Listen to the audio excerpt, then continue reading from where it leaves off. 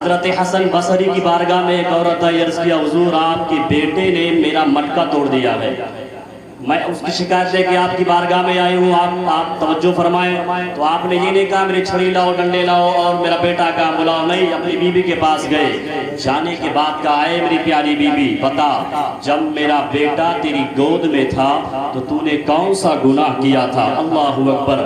آپ کی بیوی عرض کرتی ہے حضور مجھے معلوم نہیں ہے میں نے کون سا گناہ کیا تھا، لیکن ہاں مجھے اتنا ضرور معلوم ہے کہ کچھ امانت کے انگور گھر میں آئے تھے، میں سوئی سے کپڑا سل رہی تھی تو میرے دل میں یہ خواہش پیدا ہوئی، پتہ نہیں یہ انگور میٹھے ہیں یا کھٹے ہیں، میں یہ سوچ رہی تھی کہ میں نے سوئی لیا، ایک انگور پہ اس کو چبویا اور نکال کے اس کے زبان پہ رکھ لیا، خالص رس وہ چکھنے کے لیے میٹھا ہے یا کھٹا ہے۔